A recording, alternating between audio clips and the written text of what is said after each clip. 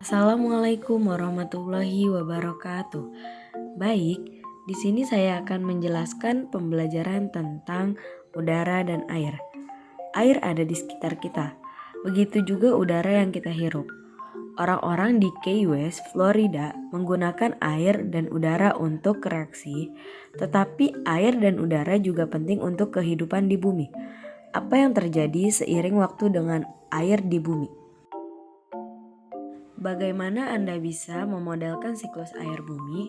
Tujuan: sebagian besar air di bumi mengalami perubahan konstan dalam siklus air. Buat model untuk membantu memahami proses ini.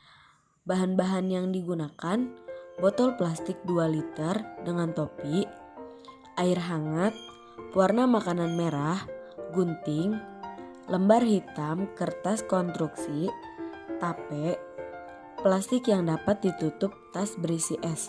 Prosedur: yang pertama, buat model isi botol plastik dengan sekitar 0,5 liter air hangat, tambahkan 2 tetes pewarna makanan merah, tempatkan tutup botol, tutup rapat, potong kertas konstruksi hitam menjadi 2 memanjang, buat cincin sedikit lebih besar dari dasar botol.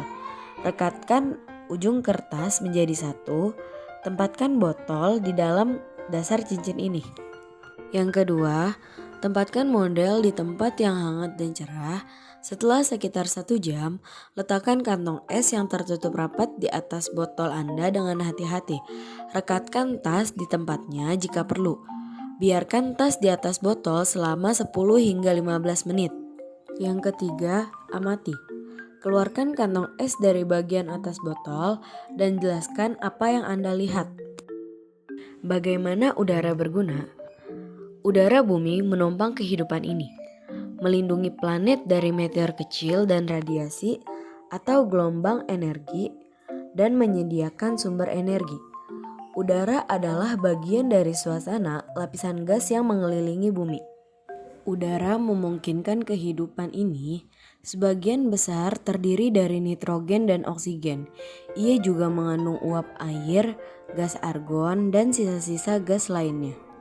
Makhluk hidup menggunakan oksigen untuk respirasi, memecahkan makanan untuk menghasilkan energi. Sebagian hasil respirasi, organisme melepaskan karbon dioksida ke udara sebagai produk limbah.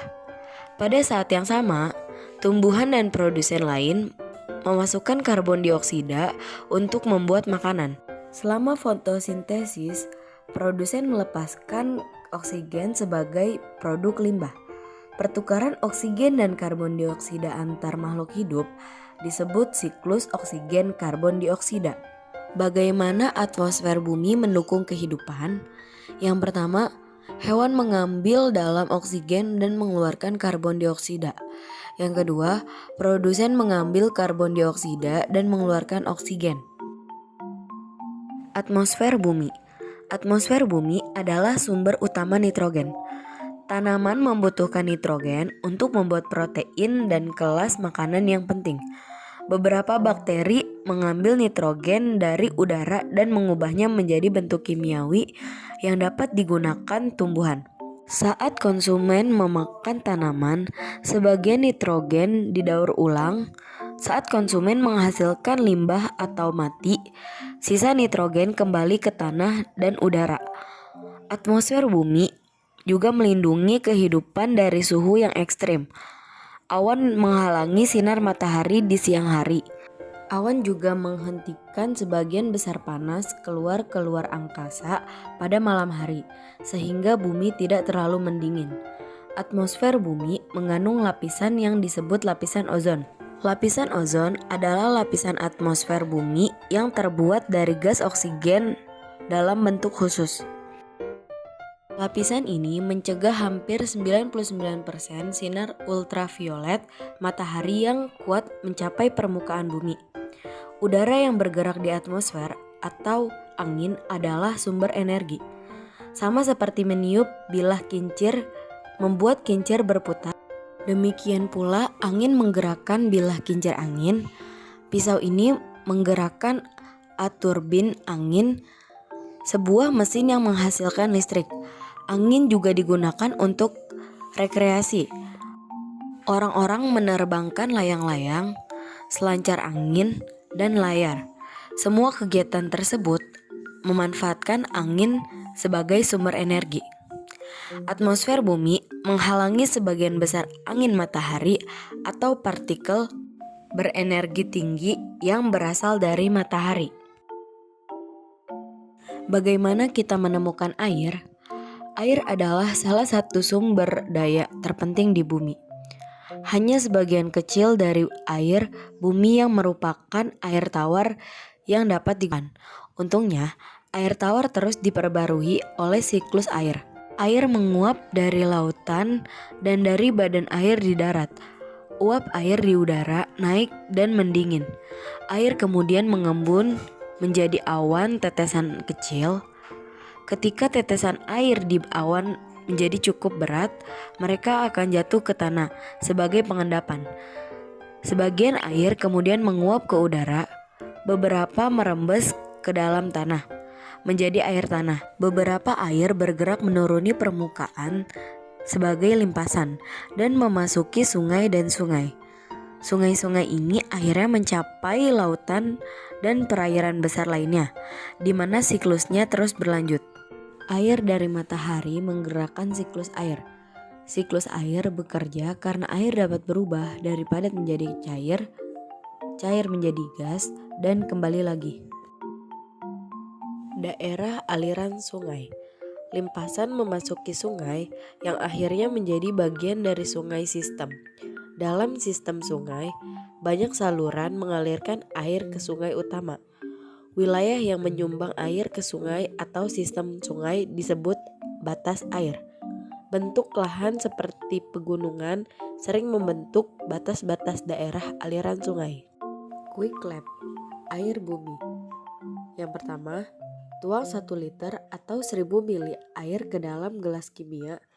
Ini mewakili semua air di bumi. Yang kedua, tuang 972 mili air ke dalam silinder ukuran besar.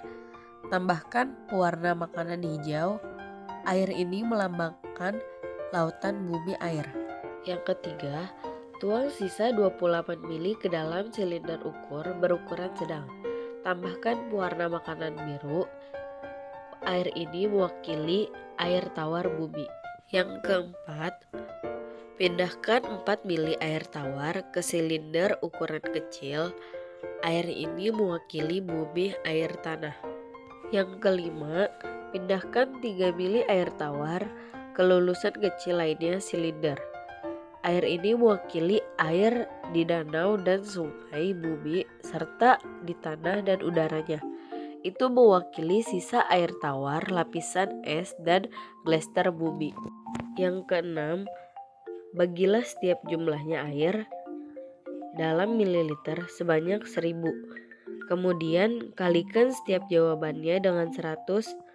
Temukan persen bumi air yang masing-masing silinder ukur mewakili.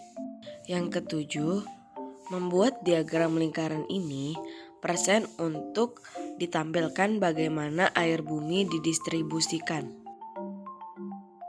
Bagaimana air bermanfaat? Jika 100 sen mewakili air bumi, kurang dari 3 sen akan mewakili air tawar. Lebih dari 97 sen adalah air asin.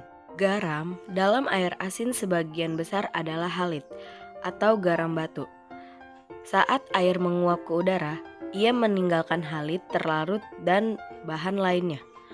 Air yang tertinggal menjadi lebih pekat dengan garam. Inilah sebabnya lautan asin. Saat curah hujan turun dan aliran mengalir ke lautan, jumlah garam dan jumlah air di lautan tetap sama. Meskipun air laut terlalu asin untuk diminum orang, namun tetap memainkan peran penting dalam makanan kita. Air laut mengandung mineral terlarut dan karbon dioksida. Produsen menggunakan bahan ini dan sinar matahari untuk membuat makanan. Kehidupan laut kemudian bisa menjadi makanan bagi manusia. Air laut mengandung hampir semua unsur dan mineral yang dibutuhkan manusia. Unsur dan mineral ini menjadi bagian dari tumbuhan dan hewan yang dimakan manusia. ilmuwan telah menemukan cara untuk ubah air asin menjadi air tawar. Ini disebut desalinasi. Dalam salah satunya, prosesnya air laut memasuki pabrik desalinasi dan dipanaskan sampai mendidih. Air laut yang panas kemudian dipompa ke ruang bertekanan rendah di mana ia menguap dengan cepat. Air yang menguap dikumpulkan dan dikondensasikan sebagai air tawar. Ini adalah salah satu dari banyak proses desalinasi yang digunakan di daerah di mana air tawar sangat langka. Lautan memiliki pengaruh penting terhadap iklim di berbagai wilayah. Arus laut global mengedarkan air hangat dari ekuator dan air dingin dari daerah kutub. Arus ini membantu membentuk pola cuaca di darat. Menggunakan air tawar. Saat hujan atau salju turun, sebagian air merembes ke dalam ruang di antara bebatuan dan tanah. Air tanah ini bergerak hingga terhalang bebatuan yang sangat rapat, sehingga hanya sedikit tempat yang dapat dimasukkan air. Saat air kembali ke atas, ia mengisi ruang di bebatuan dan tanah di atasnya. Bagian atas ruang berisi air adalah meja air. Kedalam permukaan air bervariasi di berbagai tempat.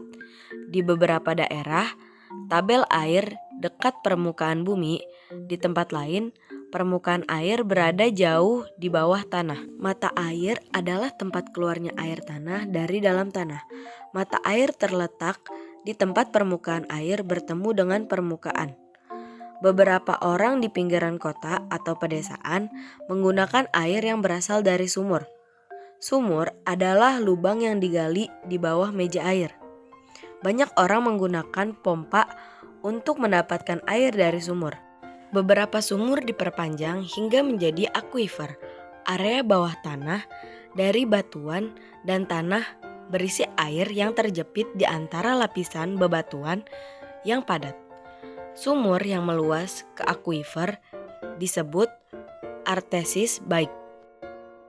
Apakah kekeringan dan banjir itu? Jika terjadi kekurangan curah hujan, seperti hujan atau salju dalam jangka waktu yang lama, kekeringan dapat terjadi. Dan ketika sungai atau danau menerima lebih banyak air daripada yang dapat ditampung di tepiannya, maka akan terjadinya banjir. Banjir terkadang bisa diprediksi. Misalnya, banjir sering terjadi pada musim hujan. Mereka juga dapat terjadi selama pencairan salju musim semi. Namun, badai yang tiba-tiba dapat meningkatkan jumlah air di sungai dan menyebabkan banjir yang tidak terduga. Selama tahun 1930-an, Great Plains bagian selatan mengalami kekeringan. Daerah ini dikenal sebagai mangkuk debu. Kekeringan begitu parah sehingga kebanyakan panen gagal. Badai debu yang sangat besar menerbangkan lapisan atas tanah yang kering, membuat area yang luas terlihat seperti gurun. Untungnya, orang belajar dari pengalaman sulit ini. Mereka menemukan cara untuk membantu melindungi tanah selama kekeringan. Misalnya, petani menggunakan metode pembajakan kontur untuk membantu meminimalkan erosi. Mereka juga menanam pohon sebagai penahan angin. Badai Katrina melanda Gulf Coast pada tahun 2005. Tanggul New Orleans, bendungan atau tepian yang dibangun di sepanjang sungai untuk mencegah banjir gagal. Akibatnya, banyak wilayah yang terendam banjir. Berikut ini adalah video tentang pembelajaran siklus air dan udara. Kurang lebihnya mohon maaf. Billahi taufiq wal hidayah. Assalamualaikum warahmatullahi wabarakatuh. Terima kasih teman-teman.